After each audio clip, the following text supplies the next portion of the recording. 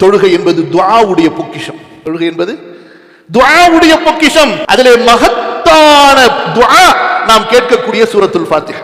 யாராவது இந்த சூரத்துல் ஃபாத்திஹாவை துஆவுடைய நிய்யத்தில் ஆழமாக அழுத்தமாக கெஞ்சிய நிலையில் அல்லாஹ்விடத்தில் மன்றாடிய நிலையில் ஓதுகிறோமா, கேட்கிறோமா? தொழுகையில் அல் கிராஅ திலாவா ருக்குன்களிலே ஒன்று. அதிலே சூரத்துல் ஃபாத்திஹா கண்டிப்பாக ஓதியே ஆக வேண்டும். மல்லம் யக்ரா பி ஃபாத்திஹத்தில் கிதாபி ஃபலா ஸலாத லஹ்.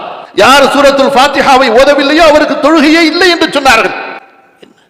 சடங்கா இது? என்ன ஏதாவது ஒரு அர்த்தம் புரியாத, கருத்துகள் இல்லாத, மனித அறிவுகளால் சிந்திக்க முடியாத உணர்வற்ற மந்திரங்களா? அல்லாஹ்வுடைய வேதம் அப்படியே அல் குர்ஆனிலே வர்ணிக்கப்பட்டிருக்கிறது. ஹுதா, நேர்வழி, ஷிஃபா, உங்களுடைய உள்ளத்தின் நோய்களை போக்கக்கூடிய மருந்து, ரஹ்மா, அல்லாஹ்வுடைய கருணை, தப்சிரா, உங்களுடைய குறைகளை உங்களுக்கு புலப்பட வைக்கக்கூடிய அற்புதமான ஒரு சக்தி இது. ஓதுகிறோம். தொழுகை திக்ரும் இல்லை, துஆவும் இல்லை. அல்லாஹ்வின் அடியார்களே, அதற்கு முன்பு பாருங்கள், அதற்கு பின்னால் பாருங்கள். தொழுகையினுடைய ஒவ்வொரு அமைதியிலும் அசைவிலும் திக்ரும் துஆவும் இருந்து கொண்டே இருக்கும். ஏன்? அல்லாஹ் தஆலா அவருடைய வணக்க வழிபாடுகளிலேயே மிக மகத்தான வணக்கம் தொழுகை. குல்லுன் கத் அலிம ஸலாத்தஹு வ தஸ்பீஹஹு. மலக்குகளும் தொழுகிறார்கள். வன் நஜ்மு வஷ்ஷஜரு யஸ்ஜுதான். சிறிய செடிகளும் பெரிய மரங்களும் சுஜூது செய்கின்றன.